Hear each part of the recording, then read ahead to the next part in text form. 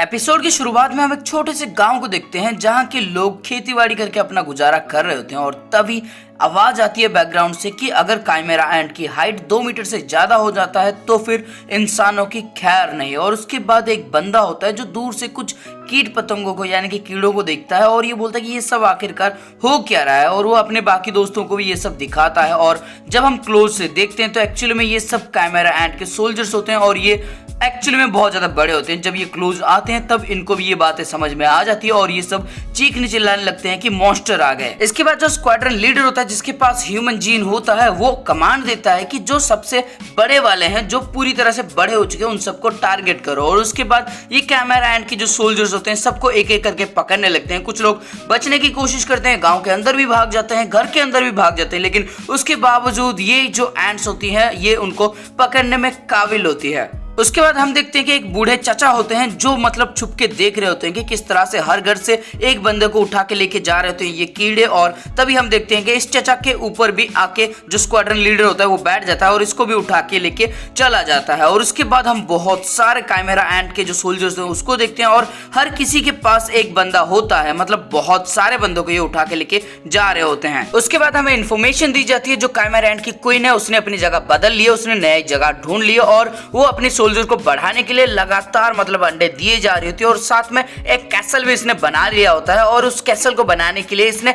Special type के carpenter ants को भी बनाया होता है और वो बड़ी ही तेजी से काम कर रही होती है। और जैसे ही ये कंप्लीट हो जाएगा कारपेंटर मतलब ये जो कैसल का काम, और उसके बाद ये जो एंट है यानी कि एंट की क्वीन है ये कभी भी कैसल से बाहर नहीं जाएगी जब तक उसकी डेथ नहीं हो जाती। इसके बाद स्पिन की आवाज बैकग्राउंड में आती है जो बताती है कि अगर काइमेरा एंट की क्वीन 2 मीटर से लंबी हो चुकी है तो इसका मतलब अभी तक कोई विलेज या फिर एक टाउन तो गायब हो जाना चाहिए था, लेकिन ऐसा कुछ अभी तक हुआ नहीं है। आखिरी के 6 महीने के हिसाब से सिर्फ 10 लोगों की एक टुकड़ी गायब हुई थी जो कि बहुत कम है। और उसके बाद गॉन बोलता है क्यों ना हम एक एक करके देखें कि कितने लोग गायब हुए हैं। और तब स्पिन बताती है कि इस तरह से हम कितना देखेंगे, मतलब पूरी दुनिया के अंदर बहुत सारे लोग गायब होते हैं, कितना चेक कर लोगे तुम। इसके बाद किलो बोलता है कि जिस जगह से सबसे ज्यादा लोग गायब हुए होंगे जरूर वहीं पे काइमेरा एंट होगा। और उसके बाद वो वैसा ही चेक करती है, लेकिन इसको पता लगता है कि ये जो डाटा है 2 साल पुराना है जो किसी काम का नहीं है। इसके बाद काइट बोलता है कि हमें उसी जगह से शुरू करना चाहिए जहां पे काइमेरा एंट को पहले देखा गया था। कोई भी अगर 2 मीटर बड़ा एंट देखेगा तो वो जरूर चारों तरफ फैला देगा इस बात को, लेकिन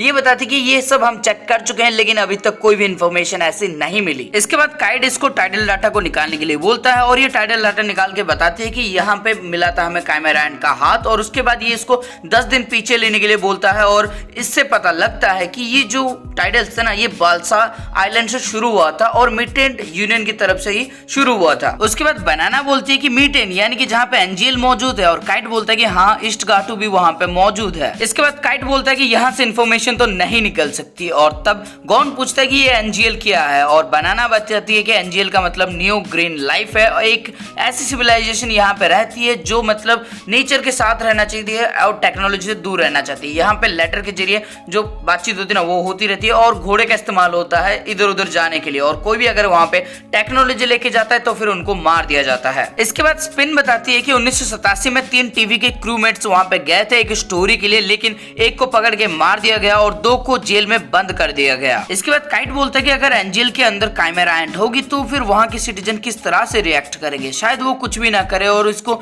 नेचर का खेल समझ के चुपचाप रह जाए, और वो अगर हमसे कांटेक्ट करने की कोशिश भी करे तो भी उनके मैसेज पहुंचने में इतना टाइम लग जाएगा कि तब तक सब कुछ खत्म हो चुका होगा। और अगर काइमेरा एंट वहां पे होगी तो फिर जरूर उसने अपना कैसल भी बना लिया होगा। इसके बाद हम एक मगरमच्छ जैसा क्रिएचर को देखते हैं जो स्क्वाड्रन लीडर से एक कॉन्टेस्ट करने के लिए बोलता है कि तुम्हारे और मेरे बीच में एक कॉन्टेस्ट करते हैं और देखते हैं कि कौन सबसे ज्यादा ह्यूमन लग के दे सकता है। लेकिन ये कुछ नहीं सुनता और आगे चलने लगता है और ये जोरों से चिल्लाता है कि मेरा चैलेंज एक्सेप्ट करो। और तब स्क्वाड्रन लीडर बोलता है कि मैं तुम्हारा चैलेंज क्यों एक्सेप्ट करूं, मैं सिर्फ क्वीन की बातें मानता हूं, तुम्हारी क्यों मानूं। इसके बाद ये मगरमच्छ बोलता है कि तुम्हें डर लगता है हारने से, मेरी जो स्क्वाड है वो सबसे स्ट्रांग है और इस कैसल के अंदर जितनी भी स्क्वाड है वो उसको आसानी से हरा सकती है। मैं बाकी के स्क्वाड्रन लीडर से भी बात करूंगा और हम कंपटीशन करेंगे तो फिर हम ज्यादा से ज्यादा ह्यूमंस को पकड़ पाएंगे। उसके बाद ये पक्षी वाला जो स्क्वाड्रन होता है ये बोलता है कि मैं तुम्हारे आइडिया से एग्री करता हूं, लेकिन मुझे अभी भी लगता है कि हमें सिर्फ क्वांटिटी के ऊपर नहीं क्वालिटी के ऊपर भी फोकस करना चाहिए। और इसके बाद ये मगरमच्छ बोलता है कि ये तो बहुत ज्यादा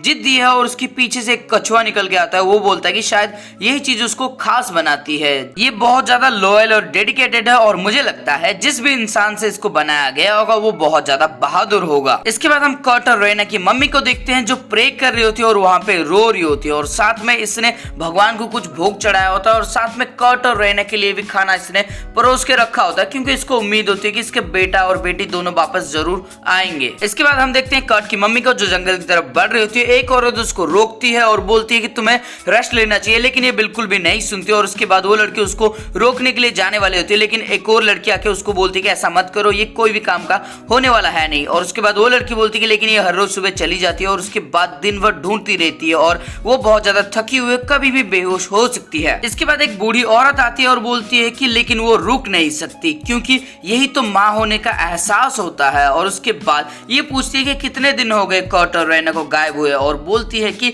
शायद किसी भूत ने ही उठा के लेके चली गई होगी। उसके बाद हम देखते हैं दो बच्चों को जो खेल रहे होते हैं और एक छोटी सी बच्ची गिर जाती है, उसके कपड़े गंदे हो जाते हैं और जब ये ऊपर की तरफ देखती है तब इसको कुछ दिखाई देता है और हम देखते हैं कि यहाँ पे भी पहुंच चुकी होती है काइमेरा एंट की आर्मी। इसके बाद स्क्वाड्रन लीडर बोलता है कि इस जगह पे तो हमने हमला किया ही नहीं था। और उसके बाद हम कर्ट की मम्मी को देखते हैं जो जंगल पे बढ़ रही होती है जहाँ पे इसको आवाज आती है और उसके बाद हम फिर से देखते हैं स्क्वाड्रन लीडर को जो उस छोटी बच्ची की तरफ बढ़ रहा होता है, लेकिन तभी कर्ट की मम्मी आके उसको प्रोटेक्ट करती है और ये कर्ट को एक बार देखती है, मतलब कर्ट की मम्मी को एक बार देखता है और उसके बाद ये अचानक से जंप लगाता है और कर्ट की मम्मी को छोड़ के उसके सामने एक और बंदा होता है, उसको लेके चला जाता है। उसके बाद वो छोटी सी लड़की अपने मम्मी के पास चली जाती है और तभी एक औरत चिल्ला के बोलती है कि शायद इसी क्रिएचर ने तुम्हारे बच्चे को अगवा कर लिया होगा। उसके बाद हम कुछ और काइमेरा एंट को देखते हैं जो कुछ बंदों को मतलब लेके जा रहे होते हैं और इनका लीडर होता है वो कछुआ और वो कछुआ बोलता है कि इतना काफी होगा, इतने में तो हमारी क्वीन बहुत ज्यादा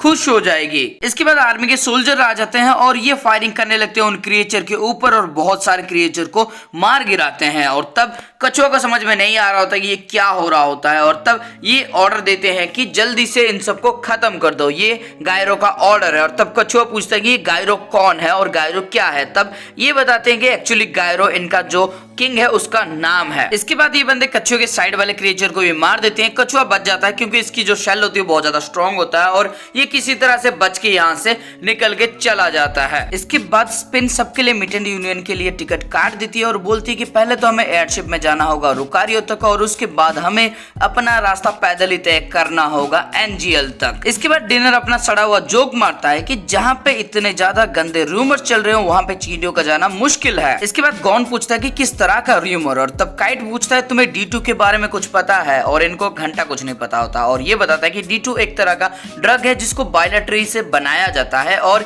ये बायलैट्री माइटेंट यूनियन के अंदर ही देखा जाता है और माना जाता है कि 80% जो बायलैट्री है वो तो एनजीएल में है। तो अगर हम रूमर्स की माने तो फिर एनजीएल एक ड्रग बना रहा होता है, लेकिन ये सिर्फ रूमर है क्योंकि इसको अभी तक किसी ने प्रूव किया ही नहीं है क्योंकि जो भी वहां पे इन्वेस्टिगेशन करने के लिए जाता है उसको वहां पे मार दिया जाता है। इसके बाद हम पोकोल को देखते हैं जो बताता है कि नहीं उसको मारा नहीं गया है, अगर उसको मारा गया होता तो फिर उसी टीवी क्रू के जैसा मारा गया होता। इसके बाद इसके टीममेट बताते हैं कि रिपोर्टर के पास एक वायर था और उससे इसने आखिरी मैसेज भी रिकॉर्ड किया था और जब इन्होंने उसको डिकोड किया तब इनको कुछ आवाजें सुनाई दी जहाँ पे वो चिल्ला रहा होता है मॉन्स्टर और बड़े बड़े कीड़े। और यहाँ पे हम पोंजू को भी देखते हैं। इसके बाद इसके टीममेट पूछते हैं तुम्हें क्या लगता है और ये बोलता है कि इतने ज्यादा एविडेंस नहीं है कि मैं कुछ श्योर के बता सकूं, लेकिन मैं एक मैजिकल बीस्ट हंटर हूं तो फिर मुझे जाके खुद देखना होगा। और इसके टीममेट बोलते हैं कि फिर हम 3 टिकट का इंतजाम करते हैं। तब पोंजो बोलती है कि 4 करना और वो बताती है कि वो खुद भी आने वाली है, लेकिन पोकोल बोलता है कि नहीं वहां पे बहुत ज्यादा खतरा है और तुम्हारे पास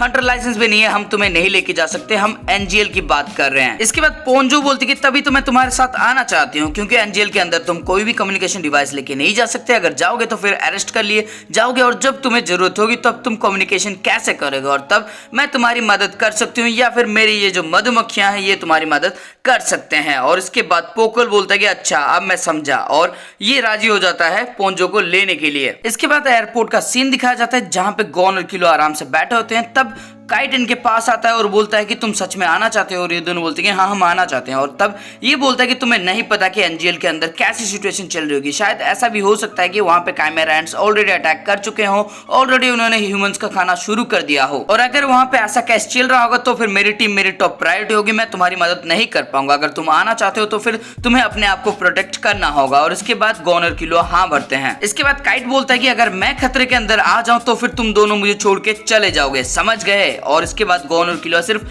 देखते रहते हैं, कुछ बोल नहीं पाते। उसके बाद हम काइमेरा एंट्स को देखते हैं जो अभी भी ह्यूमंस की बॉडी को कलेक्ट कर रहे होते हैं एक गड्ढे के अंदर, और हम देखते हैं जो स्क्वाड्रन लीडर होता है ना, वो अभी भी कर्ट की मम्मी के बारे में सोच रहा होता है, क्योंकि एक्चुअली में ये स्क्वाड्रन लीडर कॉट से ही बना होता है, तो इसके जीन्स उसके पास होते हैं, इसलिए इसको विजन्स आते हैं और इसलिए उसने उसको छोड़ दिया होता है। और तभी इसके बाद मगरमच्छ आता है और बोलता है कि तुमने तो मैंने जितना पकड़ा है उससे आधा भी नहीं पकड़ा। और उसके बाद स्क्वाड्रन लीडर बोलता है कि मैं क्वांटिटी के ऊपर नहीं क्वालिटी के ऊपर फोकस करता हूं और मैं तुम्हारे साथ कंपटीशन नहीं कर रहा था। और तभी मगरमच्छ बोलता है तुमने सुना, जो टर्टल है उसके ऊपर कुछ ह्यूमंस ने हमला कर दिया। इसके बाद कछुआ जाता है इस काले कौवे के पास और इसको वेपन्स के बारे में पूछता है, और तब इसे पता चलता है कि ह्यूमंस जो वेपन यूज करते हैं उसका नाम होता है गन्स, और इस गन्स के अंदर एक बैरल होता है, एक बुलेट होता है, मतलब बैरल के अंदर जब गन पाउडर फटता है ना, तब बुलेट बड़ी तेजी से जाता है और किसी को भी आसानी से खत्म कर सकता है। लेकिन कछुआ को घंटा कुछ समझ में नहीं आता और बोलता है कि तुम ये क्या बोल रहे हो। और ये काला कौवा बोलता है ज्यादा जानना है तो फिर बुक पढ़ो, बुक पढ़ने से तुम्हें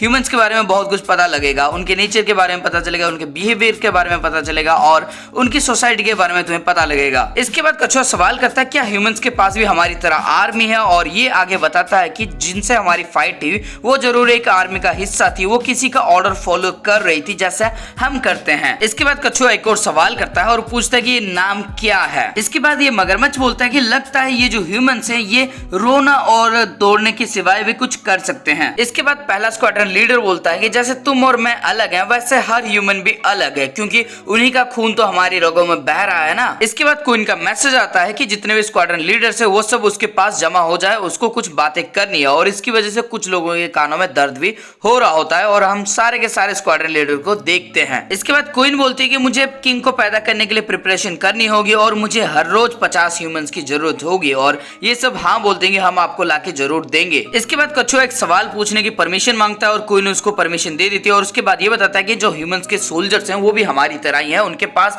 कुछ वेपन्स हैं और हमें अपना डिफेंस को स्ट्रॉन्ग बनाना होगा ताकि हम उसके जो अटैक्स हैं उनको रोक सके, और इसके लिए इसके पास कुछ प्लान्स होते हैं जो उसको डिस्कस करना चाहती है। लेकिन क्वीन बोलती है कि जो कुछ भी है तुम उसको अप्लाई कर सकते हो, मुझे मेरे बच्चे के ऊपर ज्यादा फोकस करना है। इसके बाद कछुआ फिर से पूछता है क्या हम एक दूसरे को नाम दे सकते हैं, और तब क्वीन पूछती है कि ये नाम क्या होता है, और ये बताता है कि नाम एक कोड वर्ड की तरह होता है जिसके जरिए हम एक दूसरे को पहचान सकते हैं, और क्वीन इसको परमिशन दे देती है नाम देने का। इसके बाद सारे क्वाड्रेंट लीडर्स इसका शुक्रिया अदा करते हैं और यहाँ से निकल जाते हैं। इसके बाद क्वीन बोलती है कितना अजीब है, ये सब माइंड से कनेक्टेड है, उसके बाद भी इन सबको नाम की जरूरत है। अगर ऐसा ही चलता रहा तो फिर इनकी इंडिविजुअलिटी बढ़ती जाएगी और ये बहुत ज्यादा स्ट्रॉन्ग से लड़ने लगेंगे अपने लिए, अपने नाम के लिए। मुझे भी ये चेंज बहुत ज्यादा अजीब लगने लगा है, लगता है ह्यूमंस का खून मेरे अंदर भी आ चुका है और उसके बावजूद मैं बहुत ज्यादा कॉन्फिडेंट फील कर रही हूँ। और इसके बाद ये अपना हाथ पेट के ऊपर रखती है और बोलती कि मैं तुम्हें साफ साफ देख सकती हूँ, ऐसा लग रहा है जैसे मैं कोई पास्ट की मेमोरी को याद कर रही हूँ। तुम्हें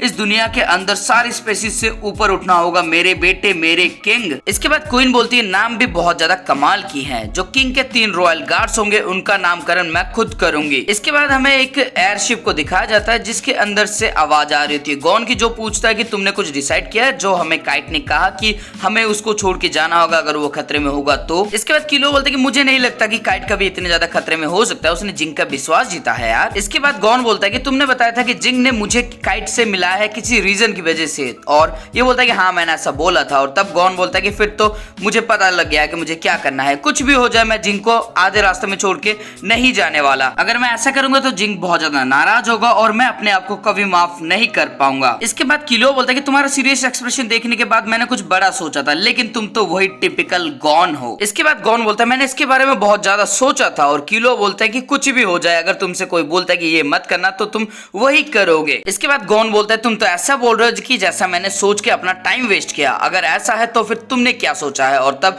किलो बताता है कि वो इस तरह के हाइपोथेटिकल सिचुएशन को नहीं बनाता अपने दिमाग के अंदर, जब भी मौका मिलता है तब वो डिसाइड कर लेता है कि उसको आगे क्या करना है। इसके बाद हम काइट को देखते हैं जो दूर से बाहर का नजारा देख रहा होता है, और इसी के साथ ये वाला एपिसोड हो जाता है खत्म। तो दोस्तों इस वीडियो में आपको कुछ भी अच्छा लगा है, फिर मजा आया ना, तो वीडियो को लाइक कर देना और कमेंट करके बताना कि आखिरी बार हमने पोकल को किस एपिसोड के अंदर देखा था। और दोस्तों इस वीडियो को अपने दोस्तों के साथ शेयर कर देना ताकि जो हमारी रीच घटती जा रही हो फिर से बराबरी पे आ जाए। और दोस्तों अगर चैनल पे नए हो तो फिर सब्सक्राइब का बटन को दबा देना, और उसके बाद जो बेल का आइकन आएगा उसको ऑल पे सेट कर देना, क्योंकि सबकी घंटी बज रही है, अपनी भी बज जानी चाहिए, तो घंटी को एकदम जोरों से दबा दो, टर्न करके आवाज आ जानी चाहिए।